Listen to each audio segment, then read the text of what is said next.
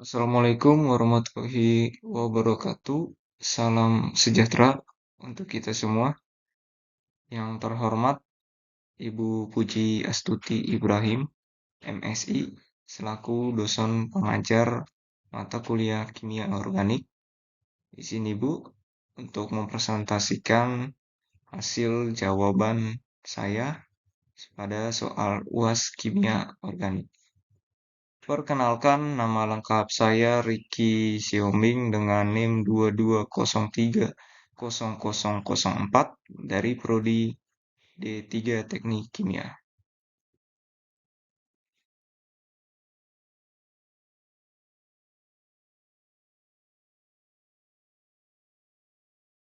Soal pertama, apa bedanya sikloalkana dengan aromatik? Jelaskan.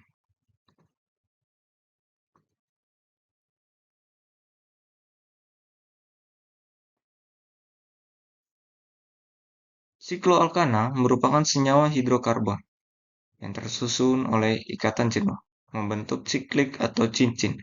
Sedangkan senyawa aromatik merupakan senyawa hidrokarbon yang memiliki ikatan tunggal dan ikatan rangkap di antara atom-atom karbonnya. Dapat kita lihat pada struktur berikut, ada sikloalkana dan benzena.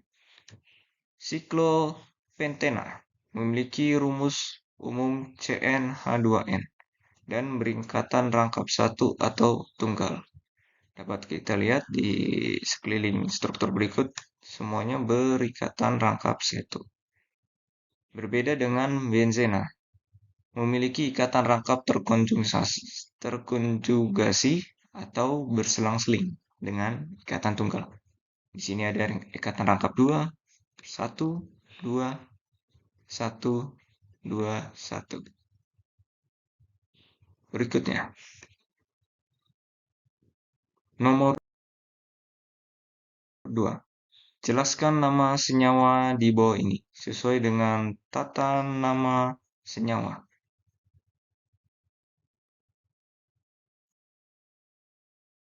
Yang A. Di sini ada struktur benzen. Urutan tata namanya adalah pertama, kita pilih gugus utamanya. Berhubung gugus utama di sini kan seharusnya ada dua gugus substituen atau gugus penggantinya itu harus berbeda dua-duanya. Tetapi pada soal ini gugus penggantinya ada dua dengan CH3 yang dua-duanya sama. Jadi tidak ada gugus utama. Gugus utamanya adalah benzena. Maka dari itu kedua CH3 ini bisa kita sebut dengan cabang dan gugus utamanya adalah benzena. Kemudian yang ketiga, kita beri nomor atom C pada cincin benzena. Dari nomor 1, 2, 3, 4. Kemudian kita beri nama senyawa. Untuk benzena disubstitusi, nomor cabang 2 bisa diganti O, orto, 3 bisa diganti M, meta, dan 4 bisa diganti para. Kita lihat di sini ada sudah kita beri nomor 1, di sini 2, 3, di sini 4. Karena posisinya 1,4, maka bisa kita beri penamaan para. Para dimetil benzena atau bisa disingkat dengan P. Atau nama lainnya dari struktur benzen ini adalah parasilena.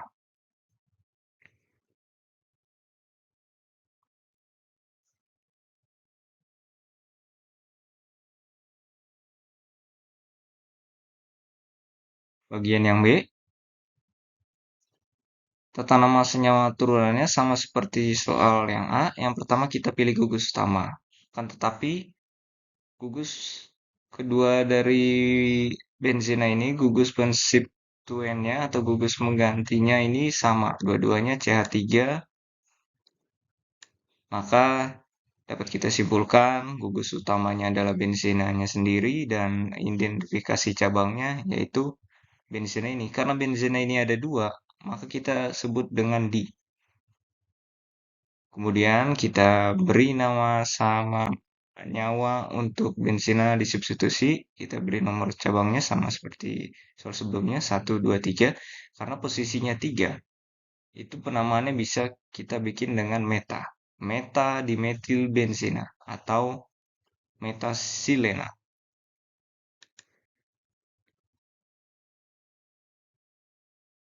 Bagian C, di sini ada struktur dengan gugus pengganti nitro. Oke. Tata nama senyawa turunan benzina yang pertama kita pilih gugus utamanya. Gugus di sini karena ada satu dia monosubstitusi, maka gugus utamanya itu benzina sendiri dan cabangnya NO2. Beri nomor atom C karena di sini nomor satu, maka namanya adalah nitrobenzena.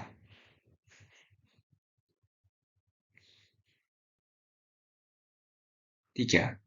Jelaskan perbedaan reaksi substitusi elektrofilik dengan nukleofilik. Gambarkan reaksi halogenasi benzena.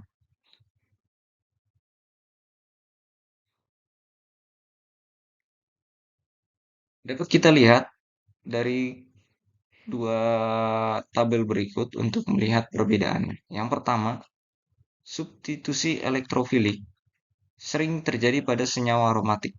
Hal ini disebabkan karena pada senyawa alifatik lebih mudah terbentuk ion karbonium yang bermuatan positif daripada ion karbon yang bermuatan negatif.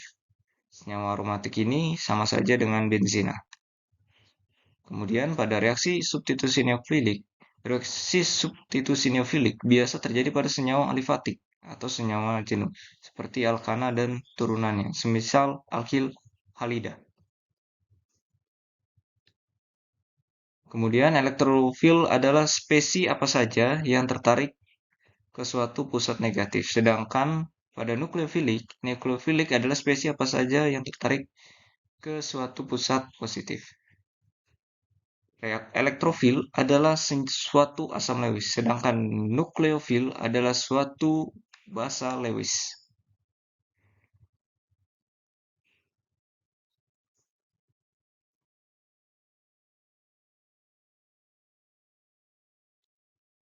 Untuk reaksi halogenasi benzina, di sini ada benzina direaksikan dengan gugus alkil halogen atau dapat kita lihat di tabel periodik itu gas mulia dengan katalis FeCl3 itu menghasilkan halobenzena. Gimana caranya? Yang pertama dari kita bisa lebih mudah lagi kita lihat contoh di bawah reaksi halogenasinya. Kemudian ada suatu benzen, di sini dia ada hidrogen di mana Cl2 kita bisa pecah menjadi ClCl. Cl yang di sini akan menyerang hidrogen sehingga akan mengganti posisi hidrogen. Sedangkan hidrogen yang sudah diserang tadi akan pindah ke sini dan berikatan dengan Cl1-nya. Sehingga menghasilkan klorobenzena plus HCl.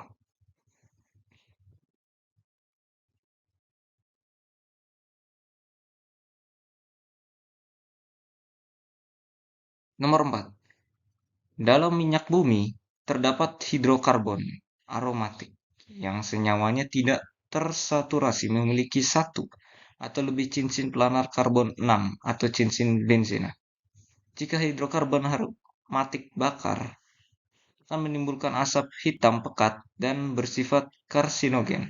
Salah satu senyawa aromatik yang terdapat dalam minyak bumi adalah etilbenzena. Reaksi pembentukan etilbenzena dengan cara alkilasi. Gambarkan struktur senyawa tersebut dan mekanisme reaksi secara lengkap untuk membuat senyawa tersebut dari benzena.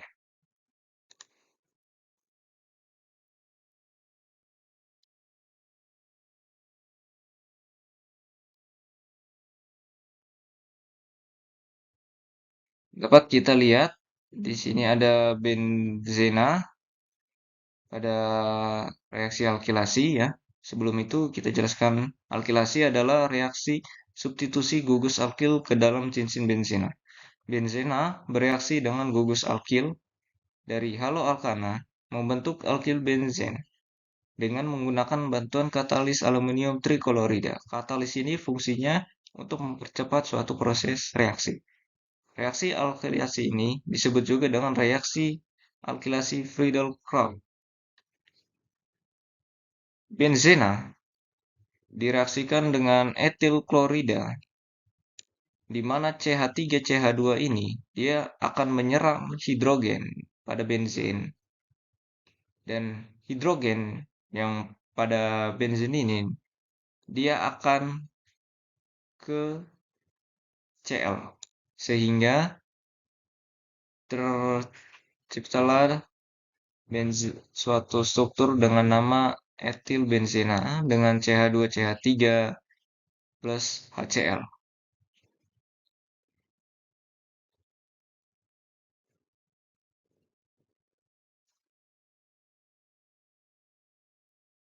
5. Jelaskan dan gambarkan gugus fungsi asam karboksilat dan ester.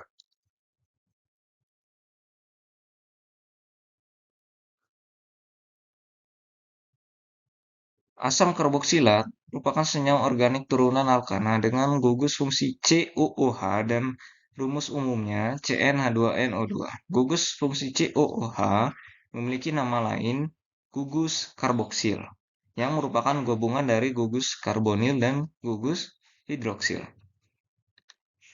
Kita lihat ada suatu rantai, contoh rantai ini. Penamaan yang pertama itu kita beri nomor. Beri nomornya itu pertama, nomor satu itu harus dengan mendekati gugus yang O sama H ini. Satu itu harus di situ. Kemudian kita beri nomor satu, 2, 3, 4. Tata namanya adalah karena dia 4, jadi butanoat. Sehingga namanya adalah asam butanoat. Untuk penamaan trivial itu adalah asam butirat.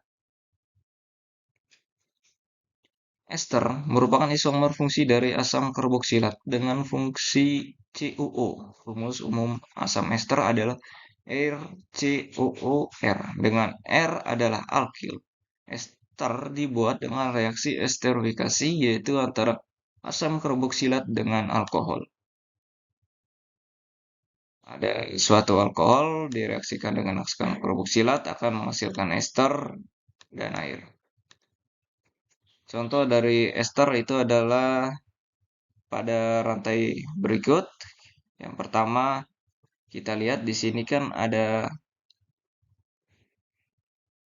suatu alkil, itu karena dia ada dua, biasanya satu itu kan CH3 itu metil, cabang itu. Ini karena ada dua, maka kita sebut dengan metil. Kemudian di sini ada dua, karena dua dia itu berarti etanoat, sehingga namanya itu diawali dengan cabang menjadi etil etanoat.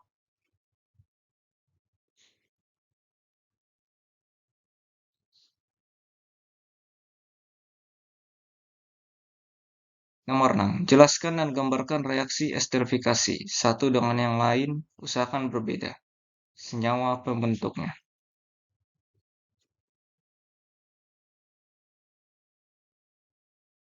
Esterifikasi itu merupakan reaksi pembentukan ester dari alkohol dan asam karboksilat. Pada proses ini terjadi penggantian gugus OH dari asam karboksilat dengan gugus alkoksi dari alkohol.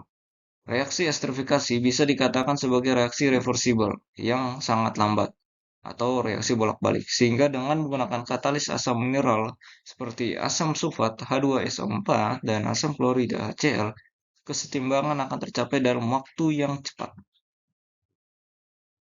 Kita lihat ada asam etanoat yang bereaksi dengan etanol, di mana CH3CH2 ini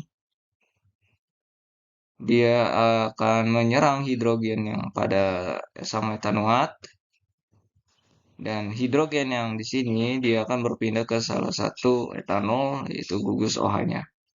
Sehingga dengan bantuan katalis H2SO4 Nah, terciptalah etil etanoat dengan CH2CH3 yang tadi plus H2O, air.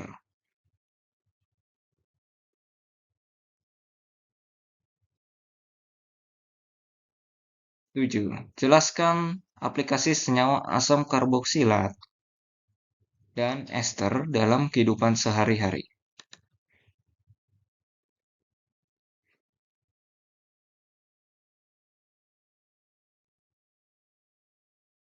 Aplikasi asam karboksilat dalam kehidupan sehari-hari. 1. Asam asetat dalam industri sebagai bahan baku sintesis serat dan plastik. Dalam laboratorium sebagai pelarut dan sebagai pereaksi. Larutan asam asetat dengan kadar 3-6% disebut cuka makan. 2. Asam oksalat terdapat dalam daun bayam dan buah-buahan, bentuk senyawanya sebagai garam natrium atau kalsium. Menghilangkan karat dan bahan baku pembuatan zat warna, mengasamkan minuman, permen, dan makanan lain. Digunakan juga dalam fotografi, keramik, penyamakan, dan proses produksi lainnya.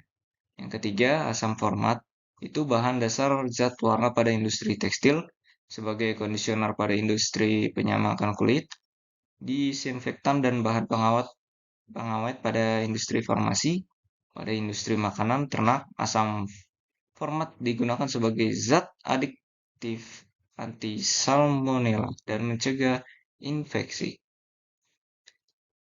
Kemudian aplikasi ester dalam kehidupan sehari-hari. Ester yang berasal dari buah-buahan digunakan untuk aroma essence pada makanan. Yang kedua, gunanya ester lemak untuk membuat mentega, margarin, dan sabun. 3. Ester lilin digunakan untuk mobil dan batik. Dapat diperoleh dari tawon, daun palma, Brasila. Senyawa ester yang berasal dari gliserol dengan asam karboksilat suku rendah atau tinggi, minyak dan lemak, digunakan sebagai bahan baku pembuatan sabun dan mentega, margarin. 5. Amil asetat adalah salah satu senyawa ester yang banyak digunakan sebagai pelarut untuk damar dan lak. Esterifikasi etilin glikol dengan asam benzen 1,4 dikarboksilat menghasilkan poliester yang digunakan sebagai bahan pembuatan kain.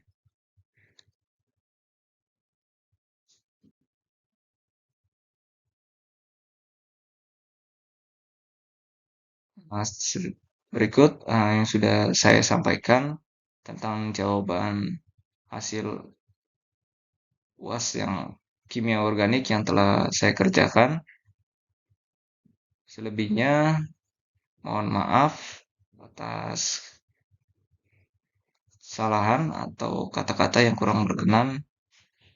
Terima kasih Ibu Puji telah memberikan kesempatan kepada saya. Saya akhiri. Wassalamualaikum warahmatullahi wabarakatuh. Terima kasih.